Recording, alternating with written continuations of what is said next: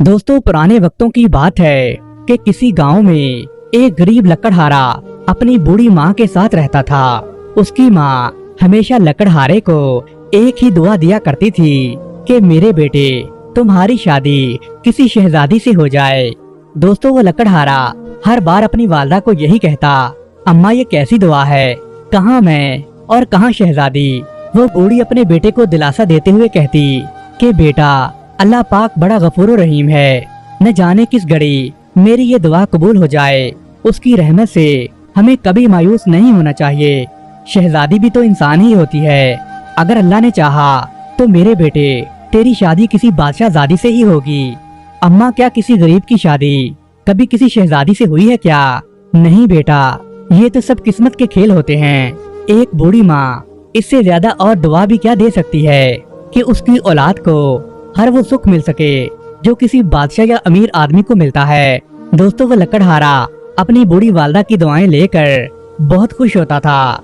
वो पहले से भी ज्यादा फर्माबरदारी और हुस्ने सलूक से अपनी माँ के साथ पेश आता था। अपनी गुर्बत की वजह से वो बेचारा लकड़हारा तालीम के जेवर से हमेशा महरूम रहा था। दोस्तों, उसका नाम कमाल था, लेकिन वो अपनी बूढ़ी वालदा की खिदमत करके अपने आप को बड़ा खुशनसीब मानता था। वो दूसरों को भी वालदैन के साथ हुस्ने सलूक की तलकीन करता था। दोस्तों, उस गांव में उनके और भी रिश्तेदार रहते थे, लेकिन वो सब लोग उन्हें गरीब समझकर उन्हें ठीक से नहीं बुलाते थे। लेकिन कमाल को इस चीज की कोई परवाह नहीं थी। एक दिन कमाल जंगल में लकड़ियां काटने में मसरूफ था कि अचानक उसकी नजर दो अजनबी परिंदों पर पड़ी, जो जिसामत में शुतुरमुर्ग की तरह थे।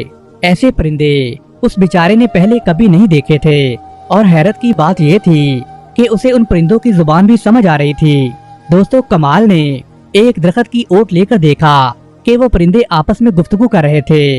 एक परिंदे ने दूसरे से कहा, मेरे दोस्त, लगता है हम बहुत दूर आ गए हैं, देखो मौसम कितना गर्म है। दूसरा परिंदा बोला, आपने ठीक कहा है, हम दुनिया की सैर करते करते बड़ी दूर निकल आए हैं। अब थोड़ी देर के लिए यहाँ आराम करते हैं, यहाँ बहुत गर्मी है, लेकिन हम तो ठंडे इलाके के रहने वाले परिंदे हैं। दोस्तों, पहला परिंदा कहने लगा, अब सोचना कैसा, हमारी अगली मंजिल बहारस्तान है, जिसका बादशाह नहायत रहमदिल और मेहरबान आदमी है। उसकी बादशाही में रियाया के साथ साथ चरिंद परिंद भी खुश रहते हैं, और वहाँ के जंगल में हमारे कबीले के काफी परिंदे भी रहते हैं, और वो जंगल भी बहुत बड़ा है। पहला परिंदा बोला, बात तो तुम्हारी ठीक है, पर मेरी एक ख्वाहिश है। दूसरा परिंदा बोला, वो कैसी ख्वाहिश? तो पहले वाला कहने लगा, सारी दुनिया देख ली है, मगर मुल्क चीन की सैर अभी तक नहीं की। दूसरा परिंदा कहने लगा, मेरे दोस्त, आपने तो मेरे मुंह की बात छीन ली, मगर एक मसला है। पहला परिंदा बोला, भाई वो कौन सा मसला है? दूसरे ने जवाब दिया, वो ये कि चीन की आबोहवा भी बड़ी गर्म है, इसलिए हमें थोड़ी देर बहारस्तान में रुकना पड़ेगा, क्योंकि वहाँ बड़ा ठंडा मौसम होता है और हर वक्त बहारस्तान में ठंडी ठंडी हवाएं चलती हैं। वैसे मुझे भी चीन देखने का बहुत शौक है, लेकिन उसके लिए हमें मुनासिब वक्त और मुनासिब मौसम का इंतजार करना पड़ेगा। लेकिन तब तक हम बहारस्तान के आदर बादशाह की सल्तनत में रहना पसंद करेंगे। दोस्तों, आखिरकार वो दोनों परिंदे बहारस्तान जाने पर मुत्फिक हो गए। उनकी बातें सुनकर कमाल ने सोचा, क्यों ना मैं भी इन परिंदों के साथ ही बहारस्तान मुल्क में अपनी किस्मत आजमाऊं और खूब पैसे कमाकर अपनी वालदा मोहतरमा को आराम दे सकूं। दोस्तों, उसने सोचा, जब ये परिंदे उड़ेंगे तो अचानक छलांग लगाकर मैं एक परिंदे की पीठ पर सवार हो जाऊंगा, और कमाल वहां बैठकर उनके उड़ने का इंतजार करने लगा। दोस्तों, जैसा कि आपको पहले भी बताया है कि वो परिंदे जिसामत में बहुत बड़े थे, ऐसे जैसे बिल्कुल शुतुरमुर्ग होते हैं। अब शाम के साए चारों तरफ फैलने लगे थे। परिंदे अब नई उड़ान उड़ने के लिए तैयार थे। दोस्तों, कमाल ने तेजी से एक लंबी छलांग लगाई और एक बड़े परिंदे की पीठ पर बैठने में कामयाब हो गया। दूसरी तरफ परिंदों ने अचानक एक आदमजाद को अपने ऊपर बैठा पाया, तो डर और खौफ के मारे उन्होंने आसमान की तरफ उड़ान भरी, और थोड़ी देर में वो फजाओं में प्रवास कर रहे थे। कमाल ने परिंदे के पंख मजबूती से पकड़ लिए थे। फजा में हर तरफ अंधेरा ही अंधेरा फैला हुआ था। दोस्तों, इस पूरे सफर में वो दोनों परिंदे बिल्कुल खामोश रहे। वो बेचारे बड़े डरे हुए थे, और वो सोच रहे थे कि इस आदमजात से कैसे जान छुड़ाई जाए। आखिरकार वो दोनों परिंदे नीचे आबादी से काफी फासले पर एक जंगल में उतरे। दोस्तों कमाल ने मौका गनीमत जाना और उसने फौरन नीचे छलांग लगा दी और एक तरफ को दौड़ने लगा। वो दोनों परिंदे उससे पहले ही खौफजदा थे। वो दौड़ते दौड़ते वो परिंदे भी एक तरफ को उड़ गए। दोस्तों कमाल बेचारा दौड़ते दौड़ते जंगल से काफी दूर निकल आया। अब रात का वक्त हो गया था, मौसम भी काफी ठंडा था। वो बेचारा सर्दी से कांपता हुआ आखिर शहर में पहुंच गया। उसने एक आदमी से उस शहर का नाम पूछा। आदमी ने पहले तो उसका हुलिया देखा और फिर कहने लगा, दोस्त तुम इस वक्त मुल्क भारतस्तान में आए हो और यहाँ पर बादशाह जलाल खान की हुकूमत है। दोस्तों कमाल ने उस आदमी का शुक्रिया अदा किया। आज शहर को खूब सजाया गया था, हर तरफ गहमा गहमी थी, बाजारों में खूब रौनक लगी हुई थी। पूरा शहर दुल्हन की तरह सजा हुआ था, हर तरफ शानदार रंग बिरंगी रोशनियां लगी हुई थी। शहर की रौनक दुबाला हुई पड़ी थी। लोग मुख्तलिफ टोलियों में बैठकर खाना खा रहे थे। दोस्तों कमाल लकड़हारा भी बेचारा सुबह से भूखा था। पहले तो जंगल और फिर थका देने वाला सफर। वो निडाल होकर कुछ लोगों की टोली में बैठ गया और एक आदमी से पूछा, भाई साहब ये पूरे शहर में जश्न क्यों मनाया जा रहा है? तो वो आदमी कहने लगा, अरे भाई तुम्हें नहीं मालूम क्या, आज रात यहाँ बादशाह जलाल खान की अकलौती साहबजादी शहजादी सबरीना की शादी है और इसी खुशी में ये जश्न और दावत का एहतमाम किया गया है। कमाल ने खूब जी भरकर खाना खाया और अल्लाह ताला का शुक्रिया अदा किया। दोस्तों सर्दी से बचाव के लिए एक जगह सूखी लकड़ियां जल रही थी। लोग अपने हाथ सेक रहे थे। कमाल बेचारा चूंकि गर्म इलाके से आया था इसलिए वो सर्दी बर्दाश्त नहीं कर पा रहा था, इसलिए वो भी वहाँ करीब जाकर आग सेकने लगा। दोस्तों रात गुजरती जा रही थी और सर्दी की शिद्दत में बहुत इजाफा हो रहा था। वो बेचारा सब लोगों से अलग थलग बैठा आग ताप रहा था कि अचानक एक आदमी उसके पास आया और कहने लगा, शक्ल से तो तुम मजदूर दिखाई देते हो। कमाल ने जवाब दिया, मैं आपके शहर में मजदूरी की गरज से आया हूँ। वो आदमी उसके पास बैठ गया और इधर उधर देखकर सरगोशी के अंदाज में कहने लगा, देखो मुसाफिर मेरी बात गौर से सुनो। तुमने मेरा एक काम करना है जिसके बदले में मैं तुम्हें 2000 दिनार दूंगा, लेकिन काम थोड़ा मुश्किल है और ये राज की बात है। बताओ तो तुम राजी हो क्या? दोस्तों कमाल गरीब लकड़हारा था। 2000 दिनारों का सुनकर वो तो एकदम सख्ते में आ गया। इतनी बड़ी रकम उसके मुंह से निकला तो वो आदमी हंसकर बोला, मेरे दोस्त तुम्हें इससे भी ज्यादा पैसे मिलेंगे, लेकिन एक बात याद रखना, अगर ये बात किसी तीसरे आदमी तक पहुंची तो तुम्हारी खैर नहीं। अगर मेरा राज अफशा हो गया तो तुम्हारी जान भी जा सकती है। तो बोलो तुम्हें मंजूर है क्या? दोस्तों कमाल ने थोड़ा सोचा कि एक ही रात में इतनी बड़ी मजदूरी मिल रही है, वैसे भी पराया देश है, मैंने यहाँ किससे कोई बात करनी है। अगर इतनी बड़ी रकम मुझे मिल जाती है तो कल ही मैं वापस अपने देश चला जाऊंगा और वापस जाकर अपनी वालदा की खिदमत करूंगा और किसी गरीब और नेक सीरत औरत से शादी करके अपनी बाकी की जिंदगी सुकून और आराम के साथ गुजारूंगा। उसने कहा, मुझे शर्त मंजूर है। दोस्तों उस आदमी ने कमाल को आबादी से थोड़ा दूर ले जाकर 1000 दिनार की पोटली उसे देते हुए कहा, ये लो 1000 दिनार और अब मेरी बात गौर से सुनो। वो आदमी दाएं बाएं देख रहा था, फिर सरगोशी करते हुए कहने लगा, मेरा नाम असगर है और मैं बादशाह सलामत के होने वाले दामाद शहजादा रुस्तम का वजीर हूँ। दरअसल शहजादा मामूली शक्ल सूरत का आदमी है और उसका बाप एक जालिम शहजादा है और वो शहजादा बेशुमार दौलत और अपने शाही बलबूते पर अपनी बदसूरती के बावजूद भी शहजादी सबरीना से शादी का ख्वाहिशमंद है। बस अभी निकाह और रुखसती होना बाकी है, लेकिन अभी तक शहजादी सबरीना ने इस शहजादे को नहीं देखा। अगर उसने इसे देख लिया तो वो किसी भी सूरत इससे शादी नहीं करेगी और बादशाह जलाल खान को भी ये रिश्ता कभी मंजूर नहीं होगा। तो सोचो हमारे बादशाह सलामत और शहजादा रुस्तम की कितनी बेइज्जती होगी और बादशाह अपनी राया के सामने इज्जत खो बैठेगा। और हम कल रात ही बादशाह सलामत और शहजादा रुस्तम के साथ इस शहर में आए हैं और हमारा शाही महल में किसी से आमना सामना भी नहीं हुआ है। दोस्तों बेचारे लकड़हारे ने तशवीश ज़दा लहजे में कहा, आपने मुझे गरीब मुसाफिर समझकर इनाम का लालच दिया है, मगर मैं किसी के साथ धोखाधड़ी और फरेब नहीं कर सकता। दोस्तों मकार वजीर ने मुस्कुराकर जवाब दिया, अरे भाई तुम आम खाओ, पेड़ क्यों गिन रहे हो? निकाह के वक्त तो शहजादा खुद वही मौजूद होगा, मगर पर्दे में होगा। बस तुम्हें रात के वक्त चंद घंटों के लिए शहजादा बनकर शहजादी के पास जाना है। जब शहजादी की रुखसती हो जाएगी तो तुम्हारा काम खत्म हो जाएगा। लेकिन याद रखना, किसी भी सूरत तुमने किसी से भी ये बात नहीं करनी। बस कोई बहाना बनाकर सो जाना है और सुबह मुंह अंधेरे ही शहजादी को वहाँ छोड़कर यहाँ से इतनी दूर भाग जाना कि तुम्हारा साया भी दोबारा इस मुल्क में दिखाई न दे। दोस्तों, कमाल गहरी सोच में पड़ गया और सोचने लगा कि चंद घंटों की फनकारी के लिए उसे 2000 दिनार मिलेंगे।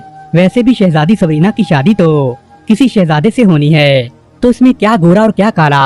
उसे गहरी सोच में डूबा हुआ देखकर वजीर कहने लगा, ये लो रकम और सोचो मत, हमारे पास वक्त बहुत कम है और हमारे शहजादे की जिद है कि वो शहजादी को लेकर ही जाएगा। बस तुम्हें ये थोड़ी सी अदाकारी करनी है। अब मेरे पीछे पीछे आओ। दोस्तों, वजीर लकड़हारे को लेकर शाही मेहमान खाने में ले आया और एक शाही लिबास थमाते हुए उससे कहने लगा, तुम्हारा काम अब शुरू होता है। ये शाही लिबास पहनो और मेरी हिदायत के मुताबिक अमल करते जाओ। याद रहे कि ये राज हम दोनों के दरमियान रहना चाहिए। राज फाश होने की सूरत में हम दोनों को अपनी जान से हाथ धोना पड़ेंगे। दोस्तों, कमाल बेचारे को अजीब सी बेचैनी हो रही थी। उसने शाही लिबास तो जेबें तन कर लिया था, लेकिन उसे कुछ अच्छा नहीं लग रहा था।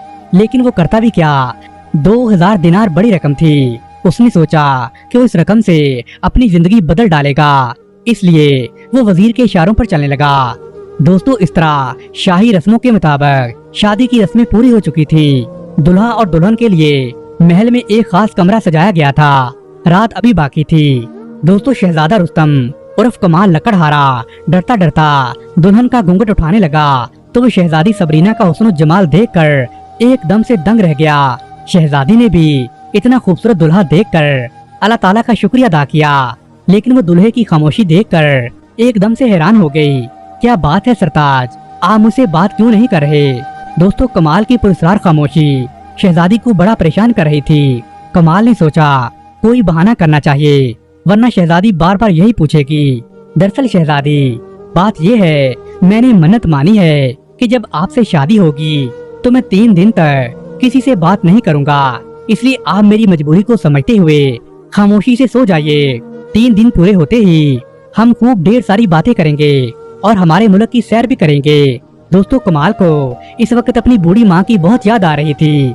उस बेचारी की दुआ भी तो यही थी कि खुदा करे मेरे बेटे की शादी किसी शहजादी से हो जाए। वो दिल ही दिल में अपनी माँ से कह रहा था, देखो माँ जी, आपकी दुआ कबूल हो गई है। मेरी शादी बहारस्तान की इतनी खूबसूरत शहजादी से हो गई है। माँ, आज मैं बहुत खुश हूँ। अल्लाह ताला ने मुझे आपकी खिदमत और दुआओं के एवज एक चांद सी दुल्हन अता फरमाई है। लेकिन माँ, ये दुनिया बड़ी जालिम है। ऐसी भोली भाली खूबसूरत शहजादी से धोखा किया जा रहा है।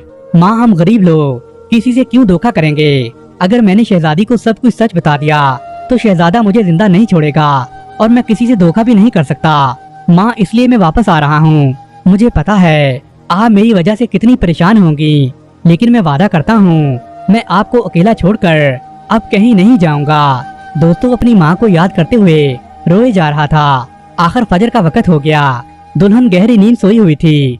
कमाल चुपके से उठा और एक निगाह दुल्हन पर डाली और वजीर के दिए हुए 2000 दिनारों वाली पुतली अपने पास रखी और अपनी उंगली में पहनी हुई शाही अंगूठी पर हाथ फेरते हुए हसरत से कहने लगा, ऐ शहजादी, हो सके तो मुझे माफ कर देना।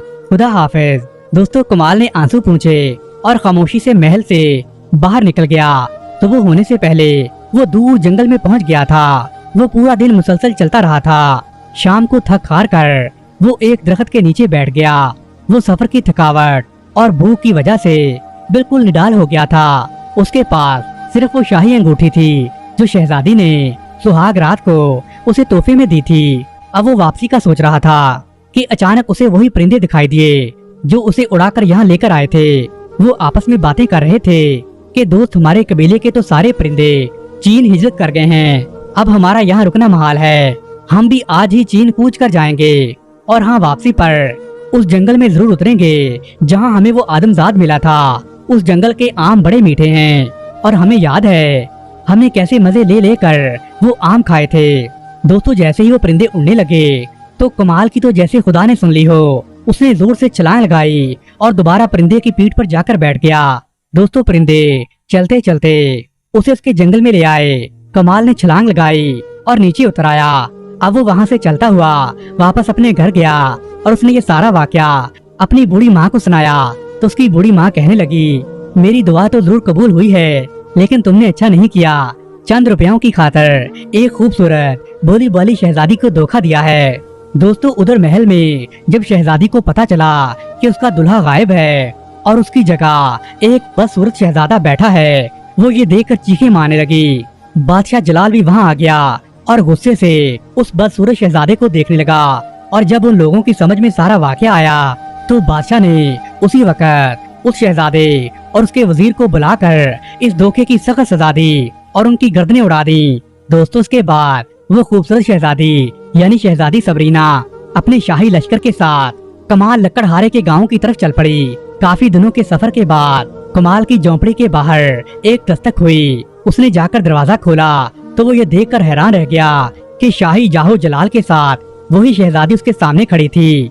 शहजादी पूछने लगी, तुमने मुझे धोखा क्यों दिया था? मैंने तो तुम्हें दिल से अपना शहजादा माना था और तुमने मुझसे शादी भी की थी। दोस्तों, कमाल ने उस खूबसूरत शहजादी से माफी मांगी और कहने लगा, मेरी बूढ़ी माँ बहुत बीमार थी, हम बहुत गरीब लोग हैं। मुझे शहजादे के वजीर ने 2000 दिनारों का लालच दिया था, मैं लालच में आ गया था, इसलिए शहजादी साहिबा मुझे माफ कर दें, आप तो बड़े दिल वाली हैं। दोस्तों, थोड़ी देर के बाद शहजादी ने लकड़हारे की माँ से मुलाकात की। वो दोनों से मिलकर बड़ी खुश हुई। इसके बाद उसने लकड़हारे को माफ कर दिया। तो लकड़हारा शहजादी से कहने लगा, शहजादी साहिबा, क्या आप जानती हैं, मेरी वालदा हमेशा बचपन से लेकर यही दुआ करती थी कि मेरे बेटे तुम्हारी शादी एक ना एक दिन किसी शहजादी से होगी। लो देख लो, मेरी वालदा की ये दुआ पूरी हो गई है। दोस्तों, उसके बाद शहजादी लकड़हारे और उसकी वालदा को लेकर अपने महल में ले आई और वो फिर सब हंसी खुशी रहने लगे। प्यारे दोस्तों, अगर आपको ये कहानी अच्छी लगी है तो वीडियो को लाइक करें और अपने दोस्तों के साथ शेयर करें।